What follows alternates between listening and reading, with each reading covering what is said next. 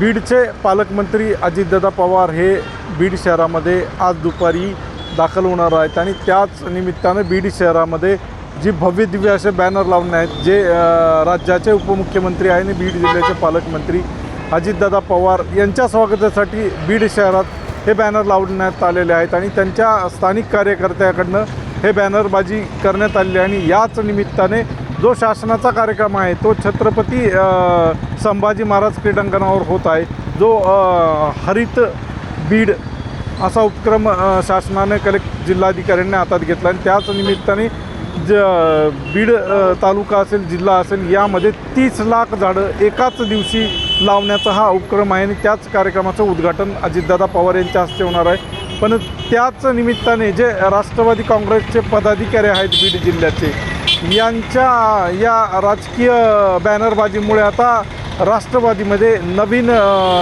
वादाला तोंड फुटल्याचं पाहायला मिळतं। माझ्या पाठीमागे योगेश क्षीरसागरांचं जे बॅनर आहे, जे क्षीरसागर नाव बीड जिल्ह्यासाठी एक फार मोठं होतं आणि याच क्षीरसागराच्या बॅनरवरती जे बीड तालुक्यातील जे आमदार आहेत किंवा जे जे राष्ट्रवादीचे जिल्ह्यातील आमदार आहेत या आमदारांचा एकाही आमदाराचा फोटो नाही की माजलगावचे प्रकाश सोळुंके असतील, गेवराईचे आमदार विजयराजे पंडित असतील, जे सरचिटणीस आहेत राष्ट्रवादी काँग्रेस पक्षाचे जे अमरसिंह पंडित यांचा देखील यावरती फोटो नाही आहे। आणि विशेष म्हणजे बीड जिल्ह्याचे जे जिल्हाध्यक्ष आहेत राजेश्वर आबा चव्हाण यांचा देखील या बॅनरवर फोटो टाकण्याचं टाळलेलं आहे। आणि याच बाजूला दुसरं एक बॅनर आहे, आपण पाहू शकतो की जे अमर नाईकवाडे म्हणून आहेत, जे राष्ट्रवादी काँग्रेस पक्षाचे माजी नगरसेवक आहेत आणि त्यांनी नुकताच प्रवेश केला होता काही दिवसांपूर्वी, यांच्या बॅनरवरती बऱ्याचशा नेत्यांचे फोटो आहेत। यामध्ये देखील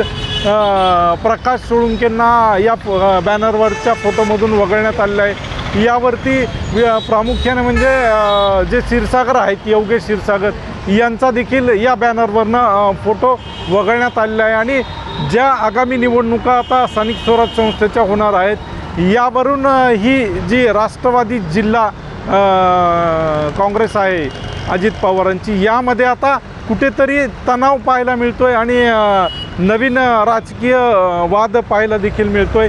तर बीड जिल्ह्यामध्ये आज अजितदादा दाखल होत आहेत, विविध कार्यक्रमांचे उद्घाटन त्यांच्या हाताने होणार आहे। पण ह्या ज्या राष्ट्रवादीमधील जी आता वादाला तोंड फुटलेलं आहे यावरती अजित पवार काय निर्णय घेतील आणि काय कार्यकर्त्याला समज देतील आणि जे मोठे नेते आहेत यांना देखील काय समज देतील हे पाहणं आता उत्सुकतेचं ठरेल।